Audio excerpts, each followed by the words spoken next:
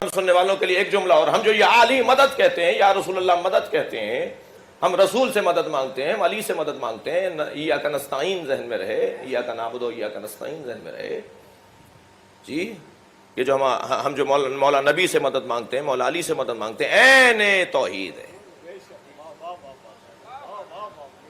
عقیدہ توحید سے ہاتھ نہیں اٹھائے گا یہ مجمع، یہ قوم، یہ ملت، اس لیے کہ ہمیں پتہ ہے کہ اس پہ خرچہ بہت ہوا ہے، اس میں قربانیاں بہت دی گئی ہیں۔ ہم عقیدہ توحید سے ہاتھ اٹھانے والے لوگ نہیں ہیں، مگر ہم یا رسول اللہ مدد کہہ رہے ہیں، یا علی مدد کہہ رہے ہیں، تو بول تو ہم رہے ہیں نا، تو تشریح بھی ہم ہی کریں گے۔ بھئی آپ تو بول نہیں رہے، تو پھر آپ تشریح کیسے کر رہے ہیں کہ شرک ہو رہا ہے، کفر ہو رہا ہے؟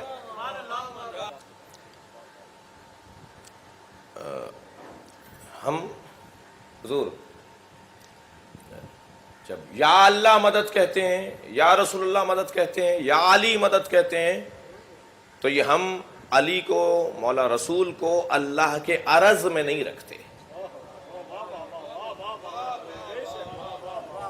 فلسفے میں ایک اصطلاح ہے عرض کی، ایک اصطلاح ہے طول کی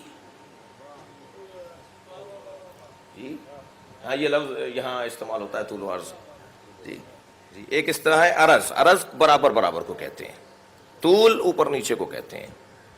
ہم جب اللہ سے مدد مانگتے ہیں، مولا علی سے مدد مانگتے ہیں، تو عرض میں رکھ کے، برابر نہیں ہے، برابر نہیں ہے، ہمیں معلوم ہے برابر نہیں ہے، ہمیں پتہ ہے کہ برابر نہیں ہے، ہم بولتے ہوئے جانتے ہیں کہ ہم کیا بول رہے ہیں، ہم ان کو عرض میں نہیں رکھتے، طول میں رکھتے ہیں۔ میں جناب عابد صاحب کی خدمت میں گیا، میں نے کہا حضور مجھے ضرورت ہے، کچھ رقم دے دیجئے، مثال کے علاوہ کچھ اور نہیں ہے۔ فرمان لگے اللہ سے مانگیے۔ اب تین مثالیں، تین تصویریں مدد مانگنے کی۔ فرمان لگے اللہ سے مانگیے، میں نے کہا جی میں اللہ سے نہیں مانگوں گا، معاذ اللہ، نہیں دے رہا، معاذ اللہ، مجھے نہیں مانگنا اس سے، معاذ اللہ، آپ سے مانگنا ہے۔ یہ انداز دعا ہے مگر کافرانہ ہے۔ اللہ کے وجود کا انکار کر کے کسی سے بھی مانگنا کفر ہے۔ واضح اور روشن عقیدہ ہے تشیع کا۔ صلوات پڑھے محمد و آل محمد۔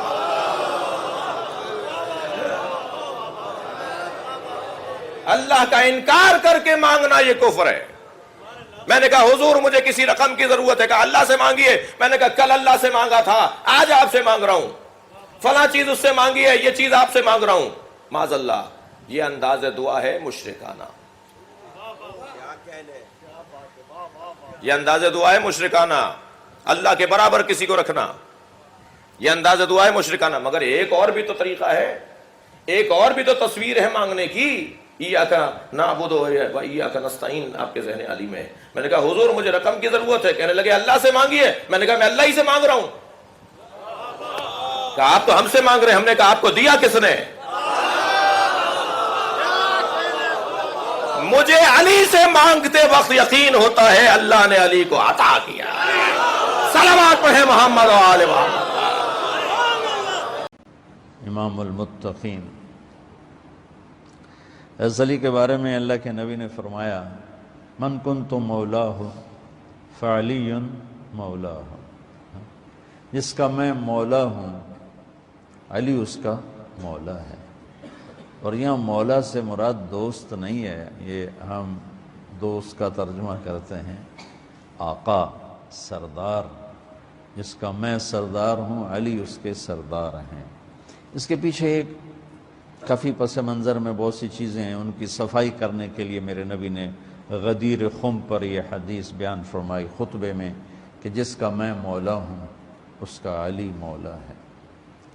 تو یہ چند دن پہلے مجھے خیال آیا کہ ہمیں حضرت علی نہیں کہنا چاہیے، ہمیں مولا علی کہنا چاہیے، کہ میرے نبی ہمیں ان کو ہمارا مولا بنا کے گئے ہیں۔ ہم سمجھتے ہیں صرف یہ شیعہ کہتے ہیں مولا علی، وہ صحیح کہتے ہیں، من کنت مولاہ فعلی مولاہ۔ آپ سب کے چہروں پہ میں حیرانی دیکھ رہا ہوں، حالانکہ میں آپ کو صحیح حدیث پیش کر رہا ہوں، من کنت مولاہ فعلی مولاہ، جس کا میں مولا ہوں علی اس کا مولا ہے۔ تو میں اب حضرت علی نہیں کہتا، میں کہتا ہوں مولا علی، کہ ان کا حق ہے. جیسے بچوں کو کاٹ کے نیاز پکاتے ہیں. یہ اب تک وہ گھسا پٹا کوئی 400 سال پرانی بات جی وہ اب تک چلی آ رہی ہے. بحرائن ایئرپورٹ پہ مجھے پوری فیملی ڈاکٹر تھی، ابا، پوتا، پوتی، بہو، بیٹا، سب ڈاکٹر. کہنے لگے کہاں سے آ رہے ہیں؟ میں نے کہا تہران سے آ رہا ہوں. کہنے لگے وہاں تو سارے کافر رہتے ہیں. یہاں سے بات شروع ہوئی اور کہنے لگے وہ تو بچوں کو کاٹ کے نیاز بناتے ہیں. میں نے کہا آپ پڑھے لکھے لوگ ہیں، آپ یہ باتیں کر رہے ہیں؟ آج سوشل میڈیا کا دور ہے. اگر کسی محلے، نیاز تو ہر محلے میں ہو رہا ہے، نیاز ہر محلے میں ہو رہی ہے، امام بارگاہ ہر محلے میں ہے نا. تو کسی محلہ کے 2 بچے تو گم ہوئے ہوتے.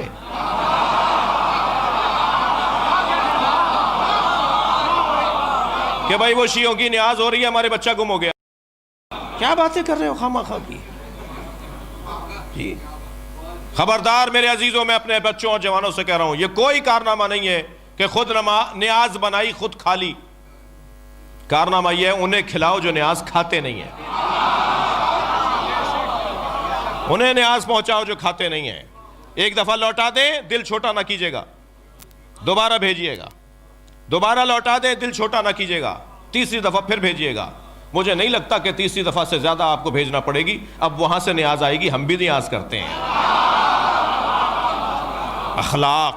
اخلاق، کردار، محبتوں کا جو اثر ہے وہ کسی چیز کا نہیں ہے. پیار سے بات کرنے کا جو اثر ہے وہ کسی چیز کا نہیں ہے. لہٰذا اپنے رویوں کو ہمیں بدلنے کی بھی ضرورت ہے جی. اگر کوئی جلوس کے اندر آ گیا، اس کی داڑھی لمبی ہے تو اس کو ہم یہ سمجھیں غیر ہے، نہیں، یہ اچھی بات نہیں ہے. ہماری مسجد میں اگر کوئی سنی آ جائے تو چائے پلائے بغیر نہ جانے دیجیے گا. ابھی ایک کراچی میں جوان شیعہ ہوا ہے، اس کا نام ابو ہریرہ ہے.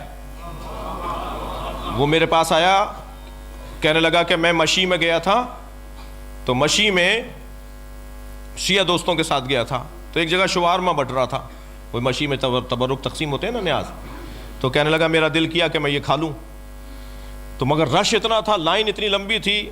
تو ہم نے کہا جی یہاں اگر 2 گھنٹے رکیں گے تو ہم پیچھے رہ جائیں گے اپنے قافلے سے. تو وہ شیعہ دوست نے مجھ سے کہا، ابو ہریرہ کہنے لگا، شیعہ دوست نے مجھ سے کہا جا کے دور سے آواز لگاؤ، انا سنی.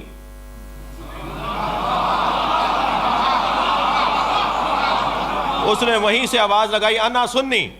تو وہ بحرینی تھا جو بانٹ رہا تھا نا، وہ اپنے اس چبوترے سے اترا اور ٹوکرا لے کے اس کے پاس آیا، کہنے پہلے تم کھاؤ.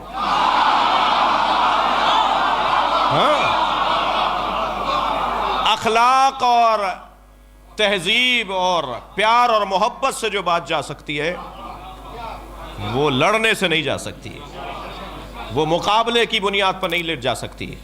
اور الحمدللہ ہم عزاداران امام حسین کی تصویر دوسروں سے بہتر ہے.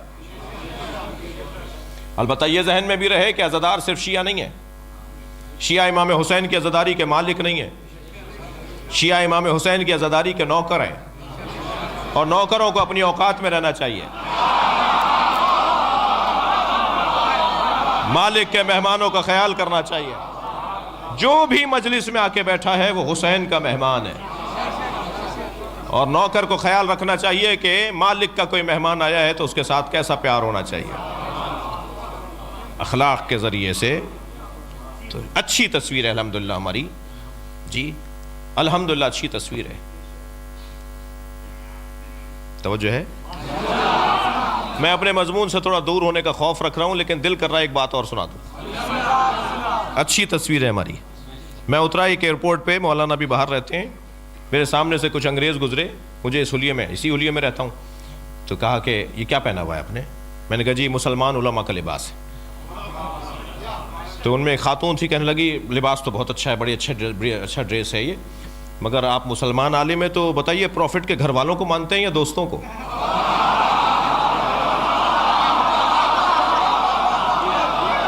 میں نے کہا پروفٹ کے دوستوں کا احترام کرتے ہیں مگر اطاعت گھر والوں کی کرتا ہے. تو کہنے لگے ہاں، جو پروفٹ کے گھر والوں کی اطاعت کرتے ہیں، جو پروفٹ کے گھر والوں کو مانتے ہیں، وہ اچھے مسلمان ہیں. ہم کہیں جا کے پھٹتے نہیں ہیں،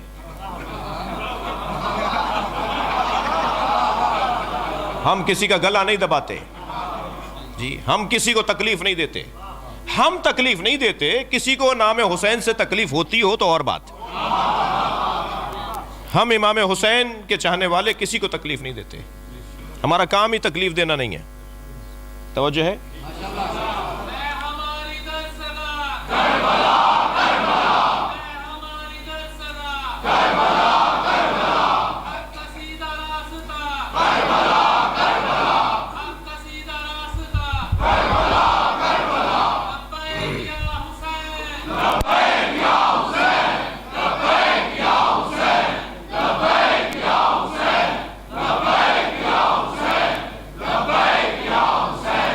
جی صلوات ہدیہ کریں گے محمد والے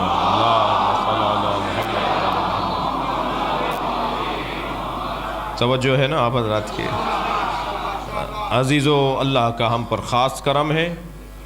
ہم جس دروازے پر بیٹھے ہیں اس سے اچھا دروازہ نہیں ہے.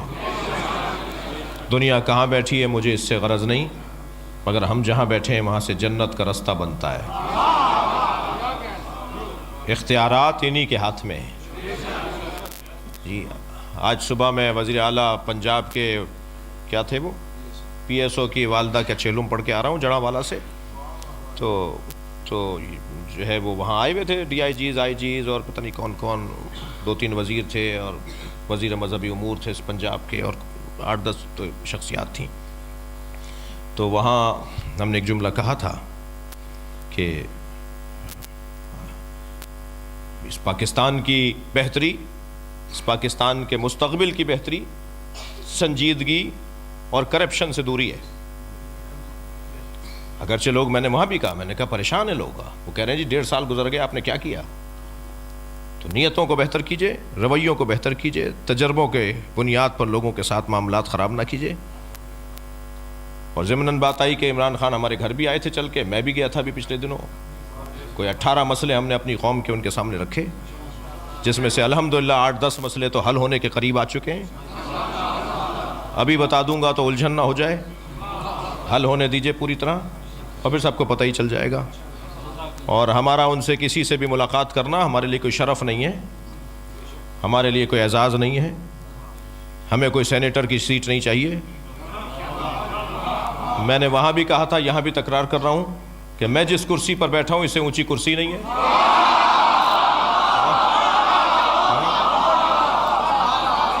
تو کوئی کرسی ورسی مطلب نہیں ہے. واللہ شرعی قسم کھا رہا ہوں، وضو کے ساتھ بیٹھا ہوں، مسجد کے محراب کے ساتھ بیٹھا ہوں. کوئی غرض نہیں ہے سوائے یہ کہ کسی طرح میری قوم کی عزت میں اضافہ ہو، کسی طرح.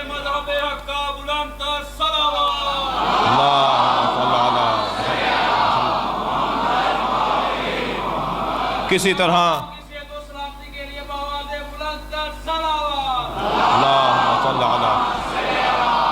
بیٹھے ہیں. اور توجہ کر لیا، آج تم دروازے جلا دو، آج تم گھر پہ آگ لگا لو، کل تو فاطمہ کا ہے. محشر میں جب بی بی کی آمد ہوگی، جی سیدہ کی آمد ہوگی، ایسا لگے گا کائنات سیدہ کی ہے. اللہ ثابت کرے گا کہ کائنات سیدہ کی ہے. خاص قرب الہی رکھنے والی ذات، سرکار کو جو اللہ نے سجا کے دی ہو. جی ایک سنگین بات کرنے جا رہا ہوں، اللہ کرے میں منتقل کر پاؤں. اللہ سے وحی لے کر نبی تک پہنچانے کے کام جبریل کا نہیں تھا. ہاں جملہ پھر تکرار کر رہا ہوں، اللہ سے لے کر نبی تک پہنچانے کا کام جبریل کا نہیں تھا، نبی تک پہنچانے کا کام جبریل کا تھا.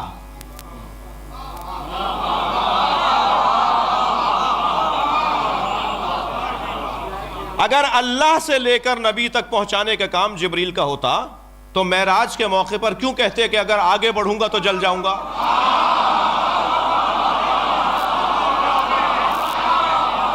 مولانا صلوات پڑھیں گے محمد و آل محمد پر. جی نبی تک پہنچانے کا کام جبریل کا ہے. قرآن سرکار کے حوالے جبریل لاتے رہے، مگر اللہ سے لینے کا کام جبریل کا نہیں تھا. جو اللہ اور جبریل کے درمیان واسطہ ہے اسے فاطمہ کہتے ہیں.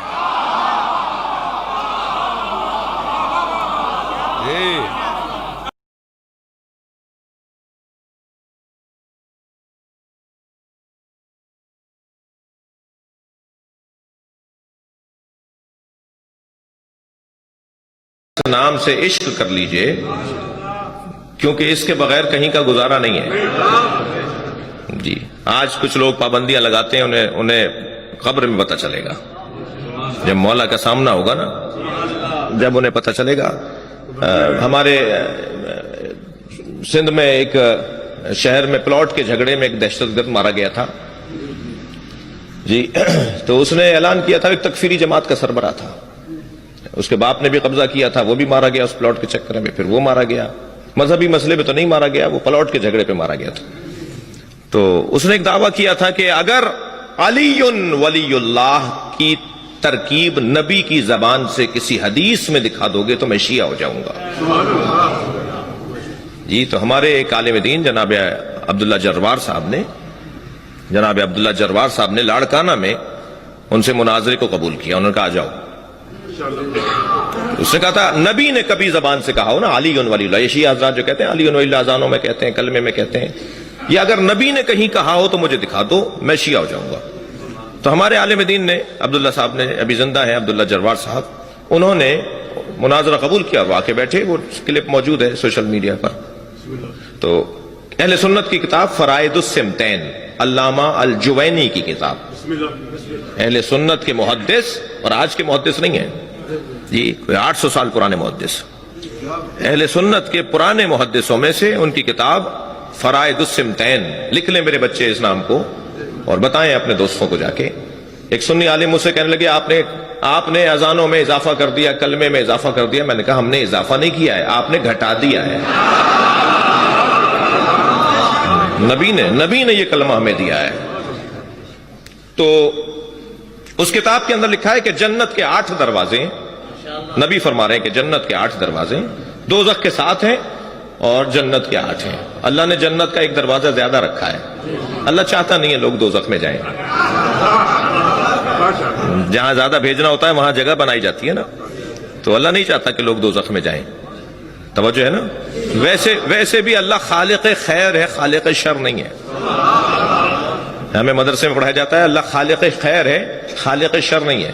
اللہ نے جنت تو بنائی ہے، دوزخ اللہ نے نہیں بنائی۔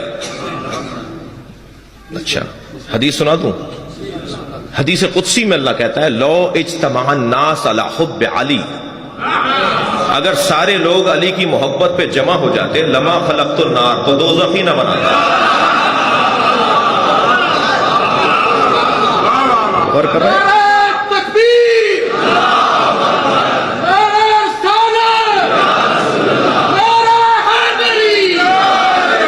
اس کتاب میں لکھا ہے کہ جنت کے، توجہ ہے نا، جنت کے 8 دروازے ہیں اور 8 دروازوں پر لکھا ہوا ہے لا الہ الا اللہ محمد الرسول اللہ علی ولی اللہ۔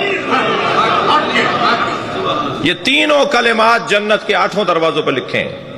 جب انہیں کتاب دکھائی الٹ پلٹ کر دیکھتے رہے، ناشر دیکھا، مؤلف دیکھا، کتاب دیکھی، آگے پیچھے دیکھا، کہنے لگے کتاب تو ہماری ہے۔ اچھا جب یہ بند گلی میں پہنچتے ہیں نا تو دیواریں پھاندتے ہیں، پھر یہ جتنے بھی اس ٹائپ کے لوگ ہوتے ہیں، جب گلی بند ہو جاتی ہے نا ان کی تو دیوار پھاندتے ہیں۔ دیوار پھاندنا تو پرانی عادت ہے ان کی۔ بھائی خفا ہو رہے ہیں آپ مجھ سے؟ تو جیسے ہی کتاب دیکھی نا، کتاب تو ہماری ہے، تو کہنے لگے اس میں لکھا ہے کہ مومن جب جنت کے دروازے پر پہنچے گا تو اسے یہ کلمہ نظر آئے گا، مسلمان کا دکھاؤ۔ تو ہمارے عالم دین نے بڑا اچھا جملہ کہا، پھر مسلمان جنت میں بھی نہیں جائے گا۔ جنت کے دروازے پہ جب مومن ہی کو نظر آنا ہے جی، تو بھائی جنت میں کوئی جائے گا نہیں جب تک کہ اس نام سے اسے پیار نہ ہو۔ اس نام سے جسے پیار نہ ہو وہ جنتی نہیں ہے۔ ایک نہیں 100 سے زیادہ حدیثیں ہیں جنت میں داخلے سے متعلق مولا علی کے فضائل۔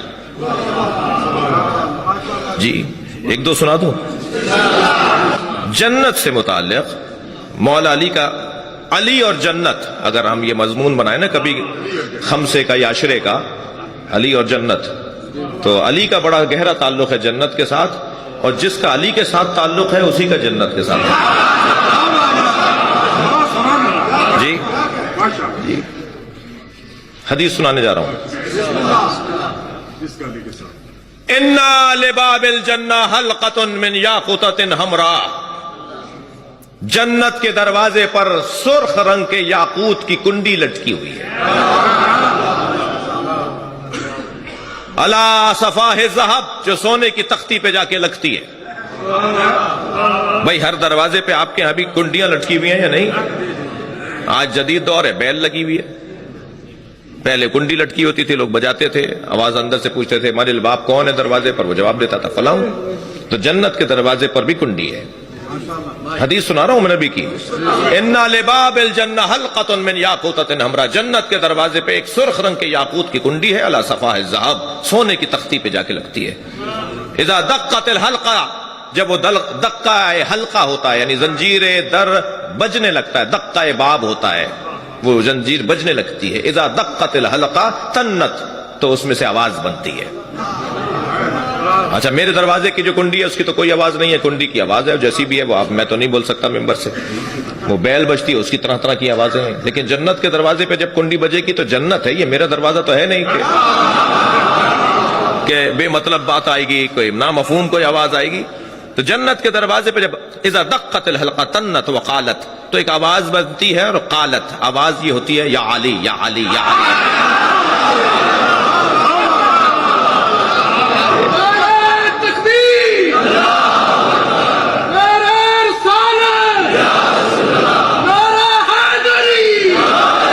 जन्नत के दरवाजे पे बजने वाली कुंडी की आवाज है या अली या अली या अली या अली।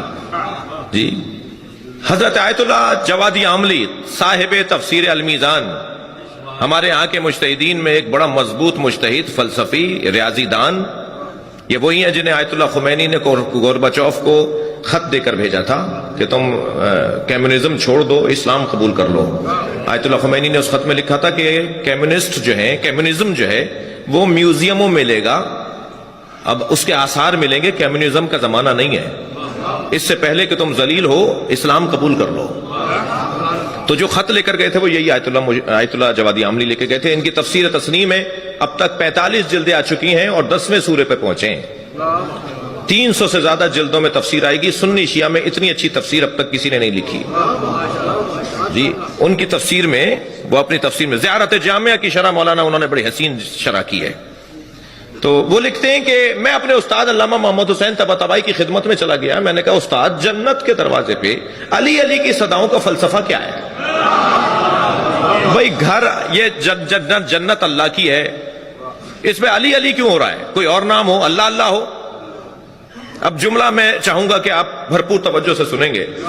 वो फरमाते, मैंने अपने उस्ताद अल्लामा मोहम्मद हुसैन तबातबाई से पूछा, आपने फरमाया कि शिया भी मुसलमान है।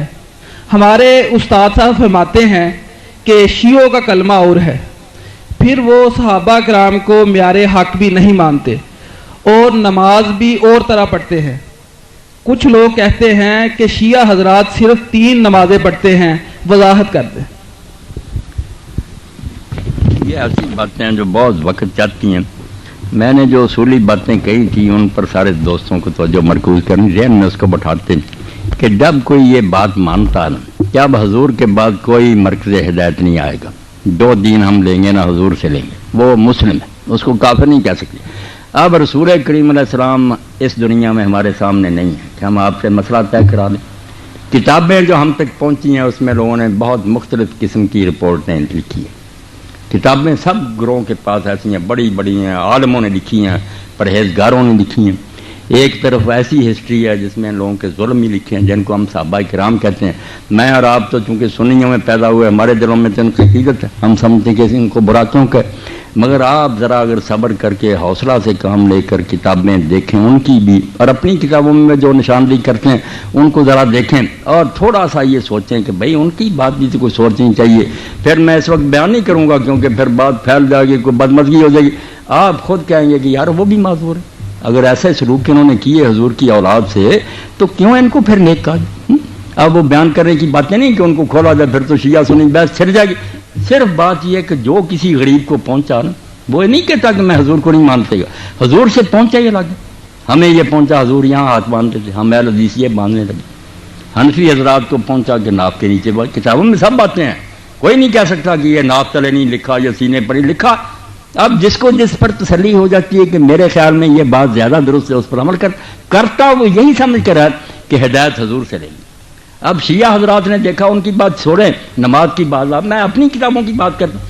اگر کسی نے پڑھا ہے تو مصنف ابن ابی شیبہ دیکھے، یہ سب لوگ امام بخاری اور مسلم کے استاد تھے، ان سے پہلے انہوں نے کتابیں لکھی۔ اس میں الگ باب ہے کہ ان لوگوں کا بیان جو نماز ہاتھ چھوڑ کر پڑھتے، اب اس میں کون آدمی آتا؟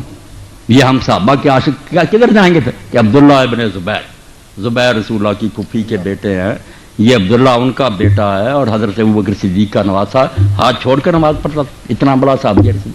اور مدینہ منورہ میں، کوفہ میں، بصرہ میں یہ جتنے ہمارے امام ہیں ان کے جو استاد تھے صحابہ کے بعد ان کو تابعین، مدینہ میں جائیں امام سعید ابن مسیب جن کو سید التابعین کا، صحابہ کے بعد سب سے ہاتھ چھوڑ کر نماز پڑھتے۔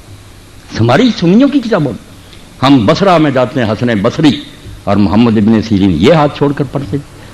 مکہ میں یا کوفہ میں آتے ابو حنیفہ رحمۃ اللہ علیہ کے استاد دادا ابراہیم نخعی، یہ ہماری کتاب میں۔ اب کون سی نماز شیعوں کی الگ ہاتھ چھوڑ کر پڑھتے اور کیا ظلم کرتے؟ کوئی بات نہیں، ہماری کتاب میں گواہی دیتی کہ یہ نماز پڑھنے والے بھی صحابی تھے، بڑے بڑے تابعین۔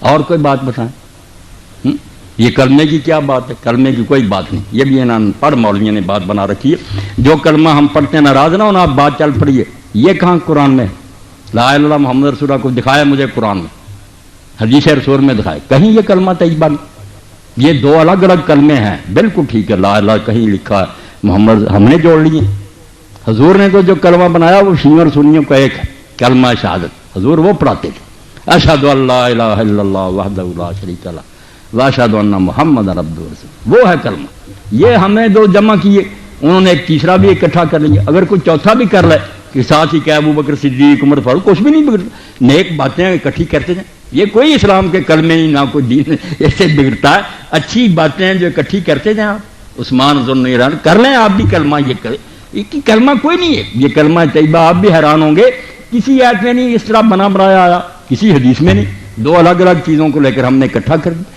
انہوں نے بھی اگر کہہ دیا علی ولی اللہ تو ہم بھی مانتے ہیں کہ علی جو تھے اللہ کے ولی تھے، کوئی شک والی بات، اس طرح کی باتوں سے دین نہیں کوئی بگڑتا، یہ آپ کہہ لیں کہ پیار سے انہوں نے کر لیا۔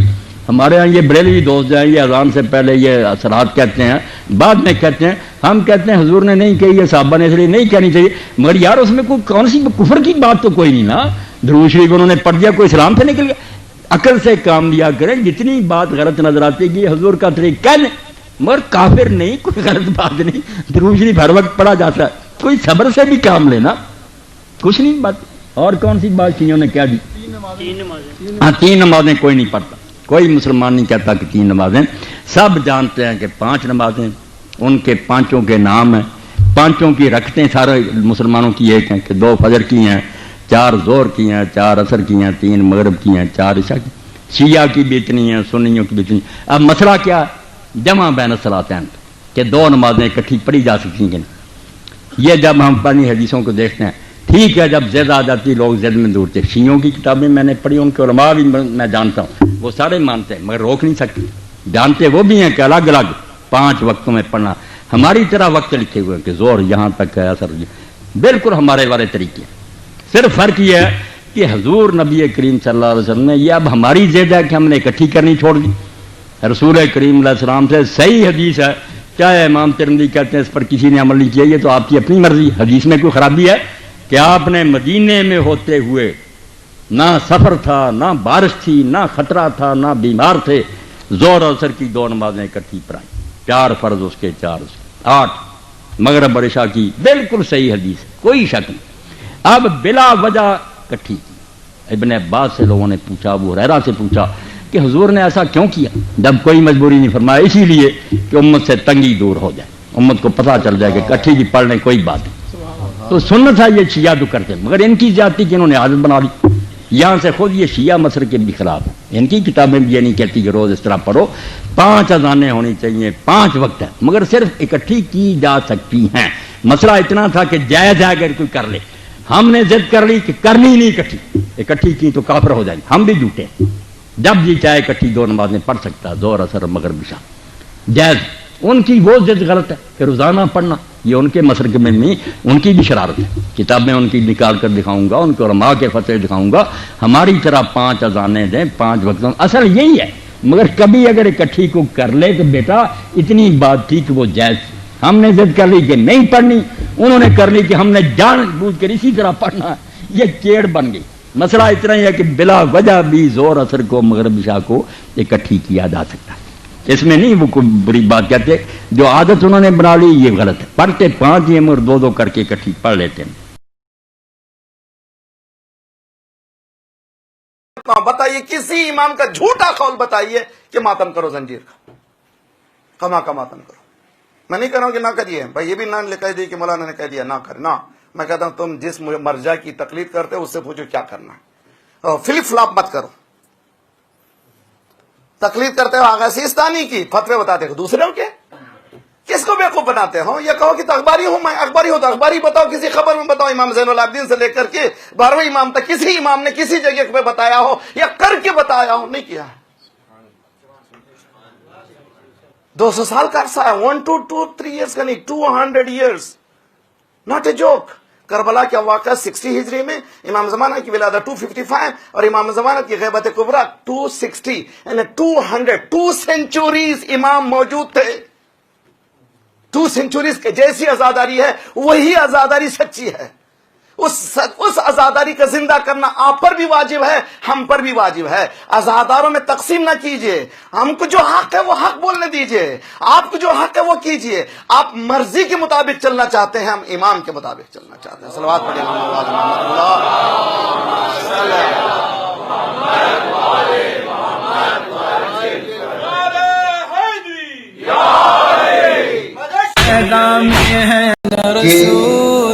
نمازیں تو 5 پڑھتے مگر شیعہ 3 وقت کی اذان دیتے ہیں.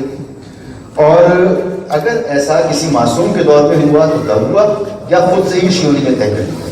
دیکھیے نمازیں تو 5 ہیں اور مسئلہ 3 اور 5 کا نہیں ہے، بلکہ مسئلہ جو ہے وہ جمع صلاتین کا مسئلہ ہے، یعنی 2 نمازوں کو ملا کے پڑھنے کا مسئلہ ہے. ظہرین یعنی ظہر اور عصر، مغربین یعنی مغرب اور عشاء، ان 2 نمازوں کو ملا کے پڑھنے کا مسئلہ ہے. قرآن مجید میں 3 وقتوں میں 5 نمازوں کا ذکر ہے، یعنی جیسے ہم پڑھتے ہیں اقم الصلاۃ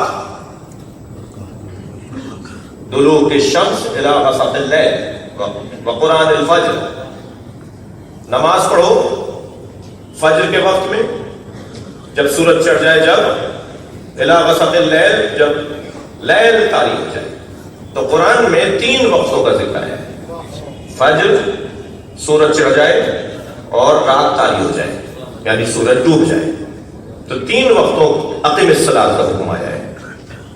ایک بات. دوسری بات یہ کہ صحیح بخاری اور صحیح مسلم کے اندر ہمارے برادران اہل سنت محترم ہمارے عزیزوں کی کتابوں میں ایک نہیں بلکہ شاید تمام کتابوں کو اگر مجموعی طور پر جوڑیں گے تو 10 حدیثیں ہیں کہ نبی مکرم نے بلا خوف ولا مطر ولا سفر، نہ سفر تھا نہ تیز آندھی اور بارش تھی اور نہ ہی کوئی خوف طاری تھا، سرکار نے دونوں نمازوں کو ملا کر پڑھا. پوچھنے والے نے پوچھا کہ یا رسول اللہ آپ تو گھر میں تھے، ابھی تو کوئی ایسا ماحول بھی نہیں تھا، آپ نے ابھی ظہر پڑھی اور اس کے فوراً بعد آپ نے عصر پڑھ دی. حضرت نے فرمایا میں اپنی امت کو آسانی میں رکھنا چاہتا ہوں، لہذا جمع صلاتین کا پورا باب ہے ہمارے بھائیوں کی کتابوں میں، اہل سنت کی کتابوں میں 2 نمازوں کو ملا کر پڑھانا.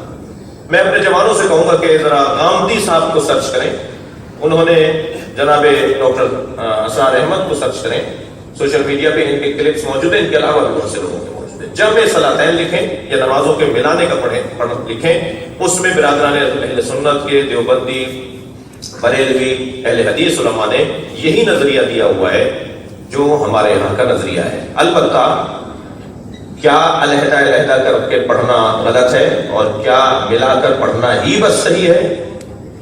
وہاں ضدیت یہ ہے اور یہاں شاید عملی ضدیت یہ ہے. تو ہم علیحدہ علیحدہ کر کے بھی پڑھ سکتے ہیں اور ہم ملا کر بھی پڑھ سکتے ہیں. جی اور امت کا ایک طبقہ نئے کپڑے پہن رہا ہے. یہ کیسی مودت ہے, یہ کیسا نبی سے پیار ہے, یہ کیسا اجر رسالت ہے کہ نبی کی آنکھوں میں آنسو ہیں صواعق محرکہ میں. جی ابن حجر اسقلانی نے, علماء اہل سنت نے اس روایت کو لکھا نہیں جو حضرت ام سلمہ فرما رہی ہیں کہ میں نے خواب میں دیکھا عصر عاشور کہ نبی کے سر پہ عمامہ نہیں تھا, آنکھوں سے آنسو جاری تھے, چہرے پہ خاک لگی ہوئی تھی, اور آپ گریہ کرتے ہوئے فرما رہے تھے میرے حسین کو مار دیا. مودت. جب حضرت ابراہیم کی رحلت ہوئی, میرے بچے اور جوان لے جائیں ان دلیلوں کو اپنے دوستوں کو دینے کے لیے. نبی کے 4 سالہ فرزند حضرت ابراہیم حضرت ماریہ قبطیہ سے, ام المومنین حضرت ماریہ قبطیہ کے فرزند. ایک دن نبی نے اپنے ایک زانو پر حضرت ابراہیم کو بٹھایا ہوا اور ایک زانو پر امام حسین کو. ہم سن تھے دونوں, امام حسین اور ابراہیم دونوں ہم سن تھے, ایک سن و سال کے تھے, دونوں زانوں پہ دونوں بچے بیٹھے ہیں. تو جبریل نازل ہوئے وحی لے کر اور کہا اللہ نے پوچھا ہے کہ اگر ہم آپ کی اولاد کی قربانی مانگے تو آپ کسے کس پہ قربان کریں گے؟ فرمایا میں اپنے ابراہیم کو اپنے حسین پہ قربان کر دوں گا.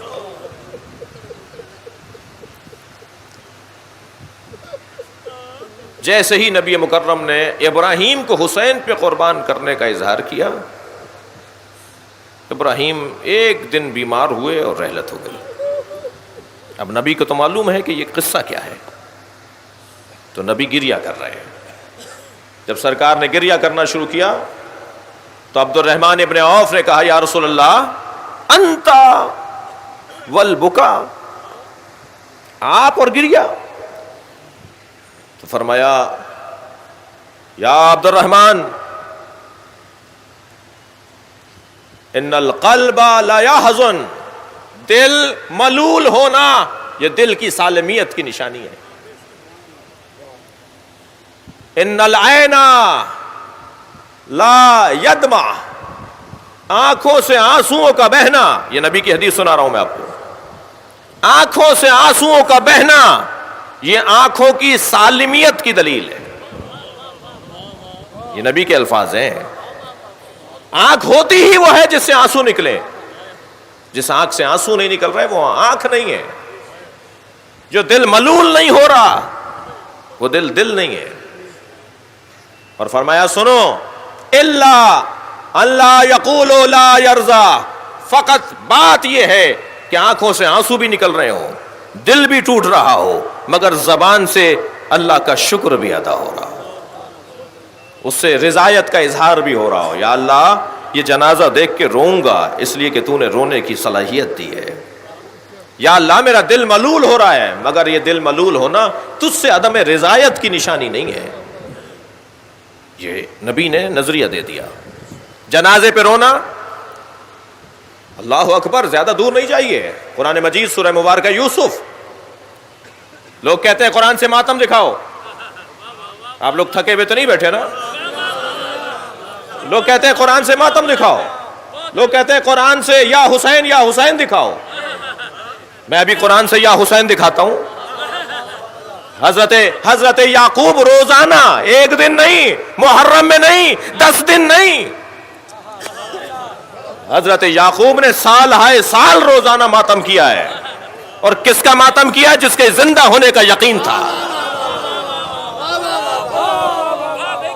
یہ نہیں کہا, یہ نہیں کہا جائے گا کہ زندہ ہو جاوید کا ماتم نہیں کرتے ہیں. یہ حضرت یوسف زندہ ہے نا. حضرت یعقوب کیا کہہ رہے ہیں؟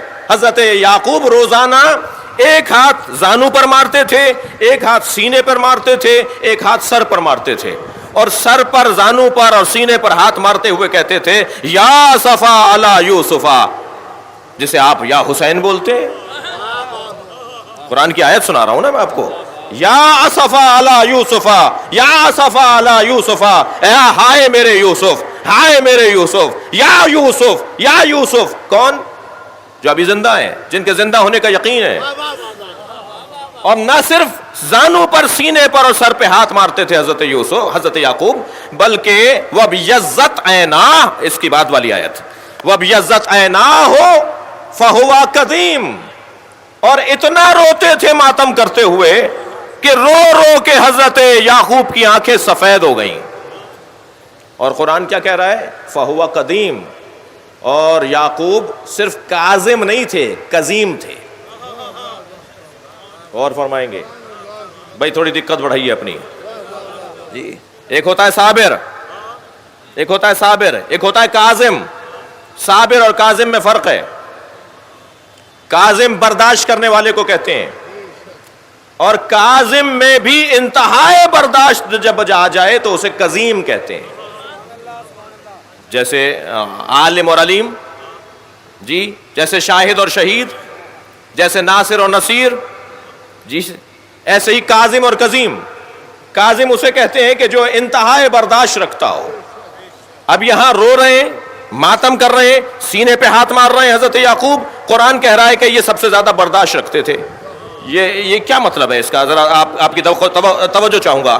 یہ کیا کہہ رہا ہے اللہ؟ کیا بتانا چاہ رہا ہے؟ کیا مطلب ہے اس آیہ کریمہ کا کہ حضرت یعقوب سینے پہ، زانوں پہ، سر پہ ہاتھ مارتے ہوئے یا اسفا علی یوسف، یا اسفا علی یوسف کا نوحہ بلند کرتے تھے اور آنکھوں سے آنسو گراتے تھے، اور اتنے آنسو بہائے کہ آنکھیں سفید پڑ گئیں. اور قرآن کہہ رہا ہے فہو قدیم، اور یہ بہت زیادہ برداشت کرنے والے تھے. صرف ایک ہی بات تو سامنے آتی ہے، صفحہ تاریخ کو پلٹ کر دیکھیے. جنہوں نے یعقوب کے بیٹے حضرت یوسف کو کنویں میں ڈالا تھا وہ سامنے نظر آ رہے ہوتے تھے، تب بھی ماتم کرتے تھے اور برداشت کرتے تھے. بھائی غور کریں، بہت واضح پیغام ہے قرآن مجید کا کہ عزاداروں کو کیسے زندگی گزارنی ہے. خبردار خبردار، جنہوں نے اہل بیت پہ ظلم کیا وہ سامنے آ جائیں یا ان کے چاہنے والے سامنے آ جائیں، تم اپنے ماتم سے ہاتھ نہ اٹھانا. برداشت کرو، ان سے ملاقاتیں کرو، ان سے دوستیاں رکھو، ان سے آنا جانا رکھو، ان کے ساتھ کھاؤ پیو. بھائی اور کتنا پیغام واضح ہوگا؟ قرآن ہمارے لیے رہنما ہے یا نہیں ہے؟ قرآن کہہ رہا ہے کہ یہ ماتم بھی کرتے تھے، روتے بھی تھے، فہو قدیم، اور برداشت بھی کرتے تھے. کس بات کو برداشت کرتے تھے؟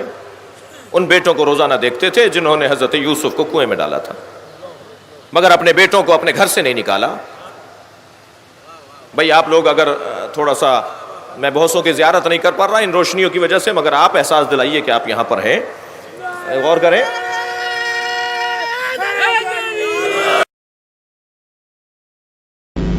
خاک پر سجدہ، سجدگاہ ایک ایسا عنوان ہے کہ جو قرآن و سنت سے ثابت ہے.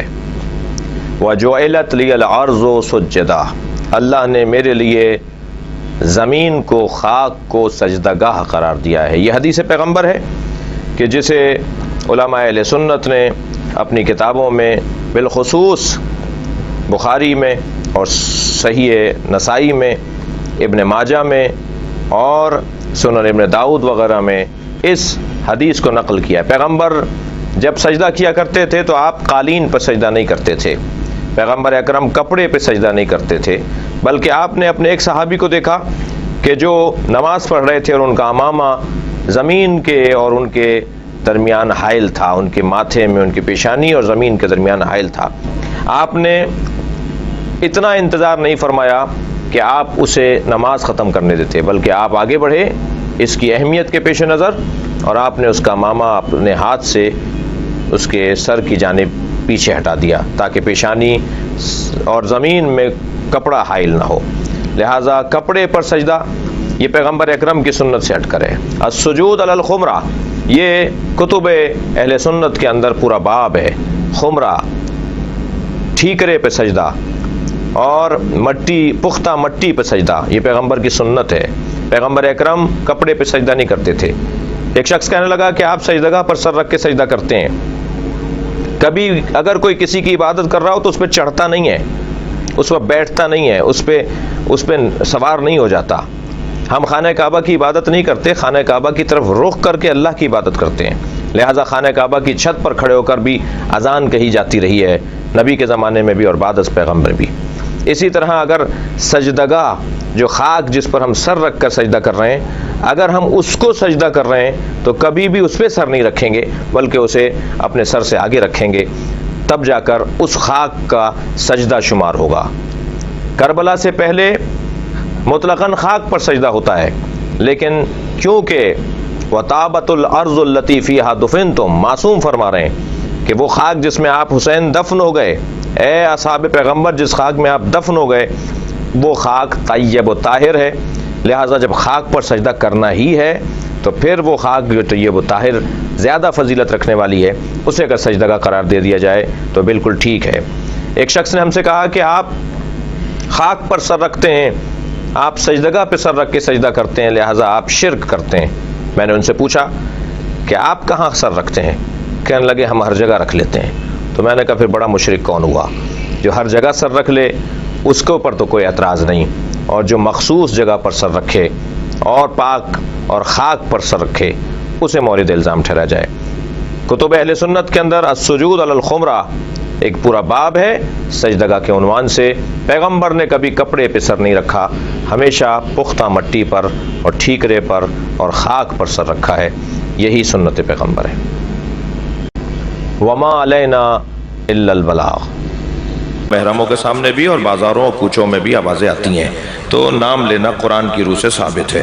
سوال ہو رہا ہے کہ خاتون جنت کو فدق کس نے نہیں دیا اور اس کی دلیل کون سی کتاب میں ہے؟ فدق بی بی کو کس نے نہیں دیا؟ ظاہر ہے نبی کی رحلت کے بعد سرکار نے، بی بی نے اپنا مال، اپنا فدق مانگنے کے لیے دربار میں تشریف لے گئیں۔